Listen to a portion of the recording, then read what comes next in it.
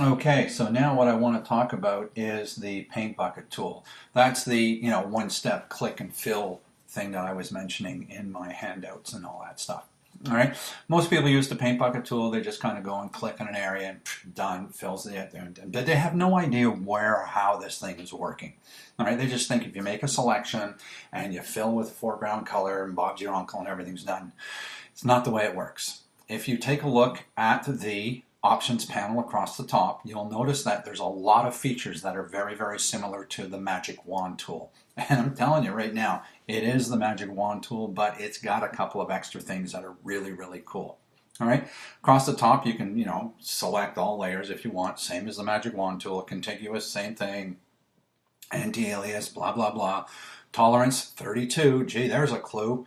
All right, and then over on this side here, we could fill with the foreground color. Foreground color right now happens to be black. I can choose to fill with a pattern if I wanted to. Okay, and if you had some patterns, already saved up inside Photoshop, you could choose them and have a party and all that kind of stuff. So now, what I'm going to do is I'm going to just explain to you that you have these blending modes here that are available to you, and I'll ask you guys to experiment on your own with this. All right.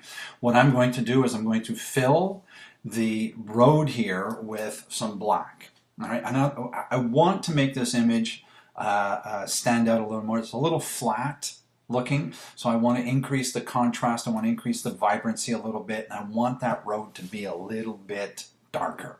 All right. So I guess there's a number of ways and things that we could possibly do to get that to happen. The first thing I'm going to do is I'm going to make a duplicate of my background layer. All right, so I'm just going to drag this down to the new layer icon, and there is my duplicate. That, in case I do something I don't like, I can just, throw it in a trash can. All right, so now with the tolerance values and everything set this way, the paint bucket tool, blah, blah, blah, blah, blah, what I'm going to do is I'm just going to come in here and I'm going to click. First of all, I'm going to turn off contiguous, and I'm going to click right there. And you can see where I went and grabbed a lot of other dark stuff throughout the document. Not necessarily what I'm looking for. Command Z to undo and click on the contiguous, and I'm going to try and click in the same spot I did. There you go. It's a beautiful thing. All right, here we go. Got the road area that I'm interested in selected, just not 100% what I was looking for. So I'm going to undo that for a second. And then I'm going to come in here to the opacity, and I'm just going to reduce the opacity to 50%. And I'm going to try to click in the same spot, and you can sit there and go, well, it's not a bad thing. What I'm doing is I'm kind of just overlaying 50% gray on top of what I currently had there. It's not the best way, as far as I'm concerned, to apply this new asphalt to my image. So what I'm going to do is undo, Command Z to undo that. I want to put my opacity of this tool back up to 100%. So I'm just going to grab the scrubby slider here and just drag over to get it to be 100%. Perfect. Now what I'm going to do is I am going to fill this with 100% black, and I'm going to click on there to get that beautiful selection. Now, what I could theoretically do is I could have selected this, made a selection, and then just, oh, never mind, it doesn't matter. There's 100 things you can do with this kind of thing. What I'm going to do is I want to start to see some of the stuff come through here. And if I come over here, and if I go over here and grab my Move tool, I can hit the number 5 on my keyboard, and that'll change the opacity of this layer to 50%.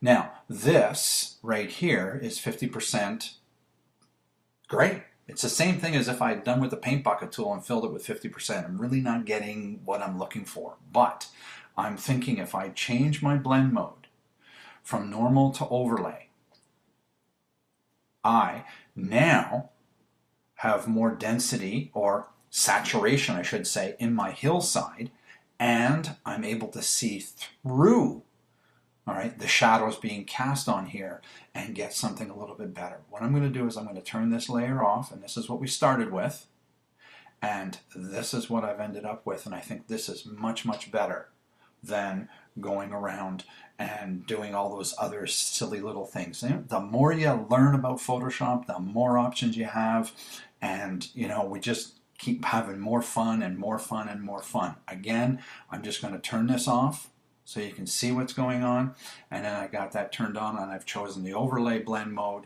at 50%. If I think the overlay blend mode is a little too strong at 50%, I can try soft light, and soft light's not too bad either. You can see how soft light does a nice job. So either one, doesn't matter, whatever, it's a personal taste thing. Whichever one seems to give you what you're looking for, go for it. I think I'm going to go for the soft light this time. All right, so this is going to wrap up everything that we deal with selections. All right, there's still more ways to go about making a selection or isolating an object and all that kind of stuff, but man, that is just too much right now. All right, I don't want to say that you're not smart enough to grasp it and all that kind of stuff. There's only so much we can cover off, and I think I've done a good job of covering off all of the selection tools that are available to us in Photoshop. All right, have fun, enjoy, play around with these things. You've got the images that I'm using in the videos and in the PDFs. Have at it, and then I want you to experiment with your own stuff and have a great time. All right. Thanks a lot. Happy selections.